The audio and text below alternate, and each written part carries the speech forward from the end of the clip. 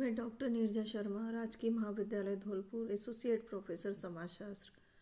आज मैं आपको भारत में महिलाओं के विरुद्ध हिंसा के विषय पे कुछ जानकारी देना चाहती हूँ। वैदिक काल में भारत में महिलाओं की स्थिति सभी प्रकार से अच्छी थी। वैसे भी अगर हम देखें तो हमारी संपूर्ण विश्व की आबादी में लगभग आधी आबादी पुरुषों की और आधी महिलाओं की है। तो यदि और अधिकांशतः सभी समाजों में, विश्व के सभी समाजों में पुरुष प्रधान परिवार हमें और पुरुष प्रधान समाज हमें देखने को मिलता है। तो स्वाभाविक रूप से जहाँ पे जिस की प्रधानता है उसका वर्चस्व रहता है। तो उसी विषय में अगर हम तो पुरुष प्रधान परिवार या समाज होने के कारण महिलाओं की स्थिति के बारे में हमें जानना बहुत आवश्यक है। तो अगर हम प्राचीन काल से देखें तो वैदिक काल में भारत में महिलाओं की स्थिति सभी प्रकार से अच्छी थी। उस समय नारी को शक्ति के रूप में माना जाता था और धार्मिक ग्रंथों में भी नारी के लिए लिखा गया है कि यस्त्र नार्यस्तु पूज्यते रमन्ते तत्र देवता।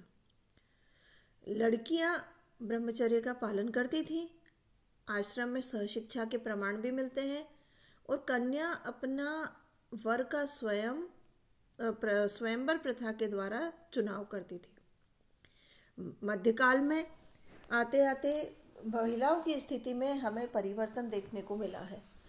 उसका मुख्य कारण है बाह्य आक्रमणकारियों के द्वारा हमारे देश पर आक्रमण, और इस कारण महिलाओं की सुरक्षा की दृष्टि से उन पर कुछ पाबंदियां लगाई गई और उसके बाद में आज तक उसे पुरुषों की तरह स्वतंत्रता नहीं मिल पाई।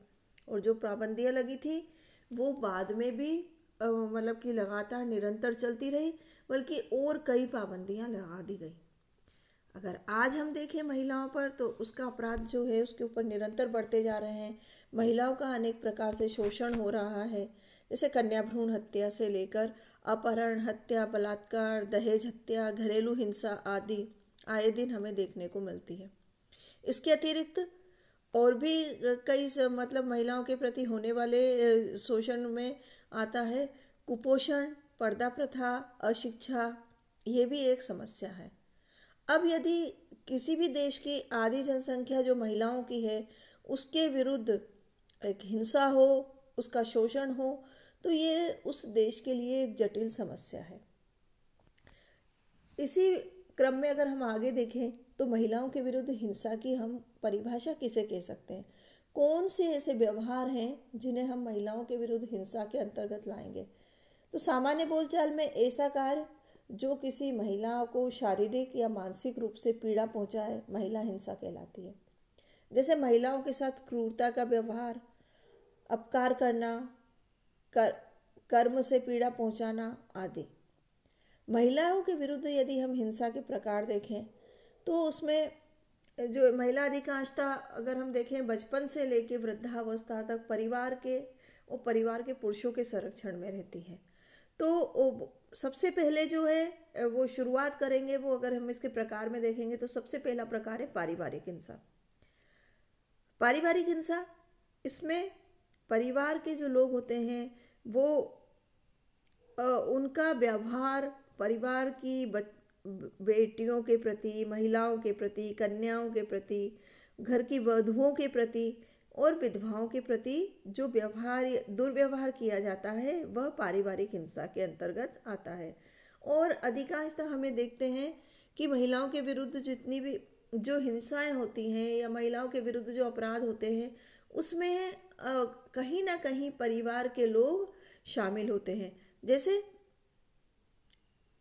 दहेज हत्या, महिलाओं के मतलब घरेलू हिंसा, विवाह के बाद में महिलाओं के प्रति किया जाने वाला ससुराली जनों के द्वारा व्यवहार, पति के द्वारा किया जाने व्यवहार। और ऐसा नहीं है कि केवल ससुराली जनों के द्वारा ही किया जाता है। कई बार परिवार की कोई विधवा स्त्री जब अपने मायके में रहती है तब भी उसके कई बार परिवारजनों के द्वारा उसके प्रति भी हिंसात्मक व्यवहार किया जाता है।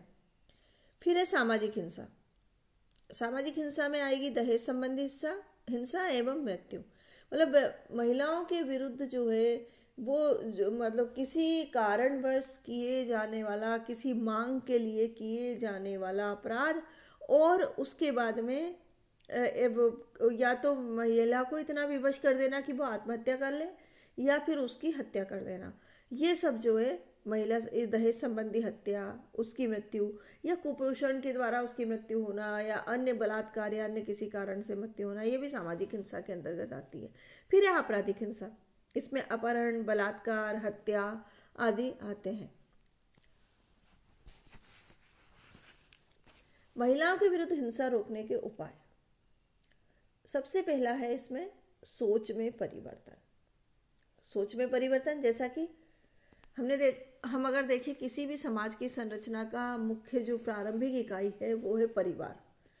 तो हमें सबसे पहले परिवारजनों के, हर परिवार में परिवार के पुरुषों की सोच में परिवर्तन लाना होगा। और वो परिवर्तन किससे लाया जाएगा कि परिवार की महिलाओं और अन्य महिलाओं का सम्मान करना, घर के बड़े पुरुषों का भी, और जब घर के जो वरिष्ठ पुरुष हैं जब वो महिलाओं का सम्मान करेंगे, परिवार की और अड़ोस पड़ोस की और समाज की महिलाओं का, तो घर के अन्य जो बच्चे हैं, पुरुष हैं, वो भी ये देख के और उनका अनुकरण करके, और तो ये सोच में परिवर्तन लाना बहुत ज़रूरी है। आत्मविश्वास बढ़ाना एवं शोषण के विरुद्ध सशक्त बनाना। दूसरा, प्रारंभ से ही जब लड़की का जन्म होता है, थोड़ी बड़ी होती है, उसके बाद में उसको बार बार इस बात का एहसास दिलाया जाता है कि उसे दूसरे घर जाना है। हमारे देश में क्या माना जाता है, लड़की पराये घर की है। और उसके बाद में दूसरा मतलब कि उसके ऊपर यदि उसको कुछ दबाया जाता है, उसकी इच्छाओं का दमन किया जाता है, तो ये कहा जाता है तुम लड़की हो, तुम्हें दूसरे घर जाना है, तुम्हें इन संस्कारों को सीखना है।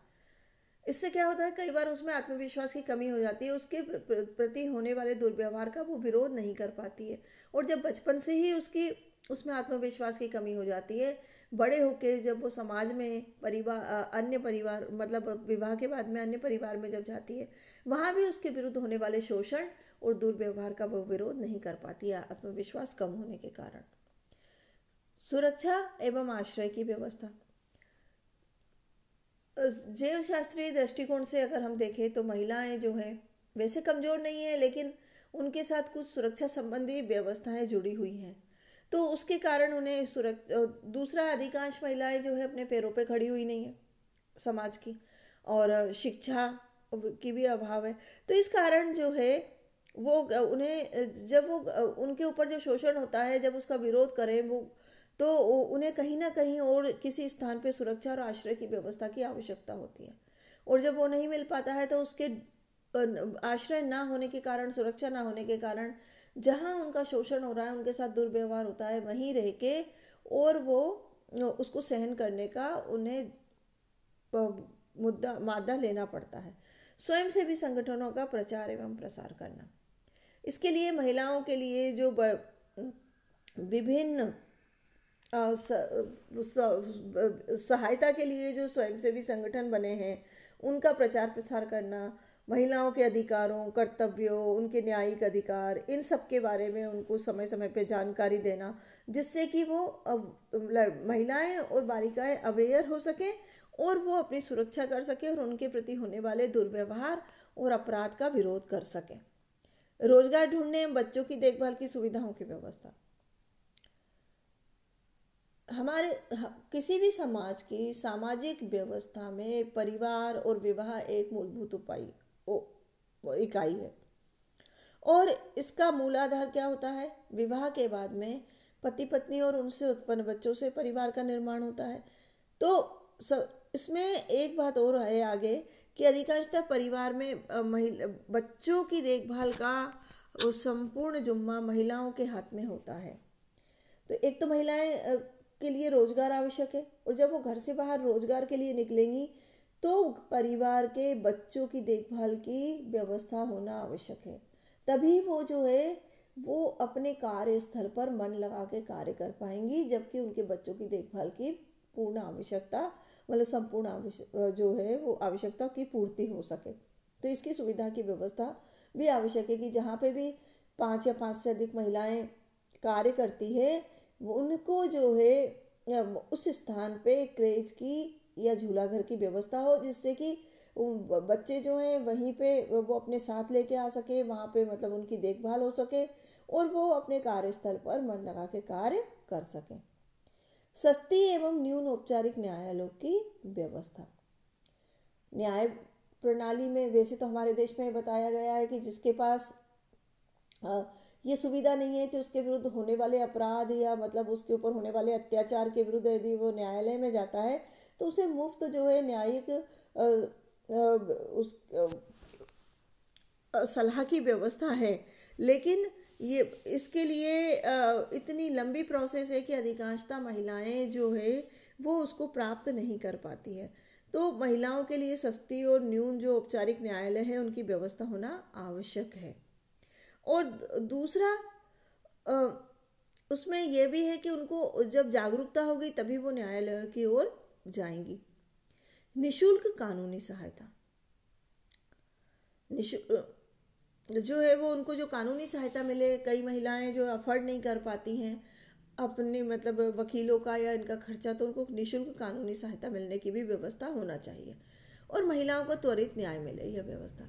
कई बार किसी महिला के प्रति होने वाले अपराध के न्याय में इतना लंबा समय लग जाता है। हमारे यहाँ की कानून व्यवस्था में इस प्रकार की लचर व्यवस्था है कि अपराधी जो है नए नए रास्ते निकाल के बचते रहते हैं। तो न्याय की वो उस न्याय को प्राप्त करने की पूरी इच्छाएं समाप्त हो जाती है, या व्यक्ति इतना परेशान हो जाता है कि जब उसे न्याय प्राप्त होता है तब उसके जीवन में कोई उसको न्याय प्राप्ति को लेके कोई खुशी नहीं रहती है। तो एक तो जो महिलाओं को अलग से उनके लिए अदालत का गठन हो, उनमें जो है डे बाई डे सुनवाई हो, और त्वरित जो है एक समय सीमा का निर्धारण किया जाए कि किसी भी जो महिलाओं से संबंधित कोई भी जो मुकदमा या वाद पेश हो रहा है उसमें 6 महीने या साल भर का एक समय का निर्धारण किया जाए कि उसमें जो है उसको त्वरित न्याय मिलने की व्यवस्था होना चाहिए, जिससे कि न्याय व्यवस्था पे और अदालत पर उसका विश्वास बढ़े, लोगों में डर हो और वो महिलाओं के प्रति अपराध ना करें।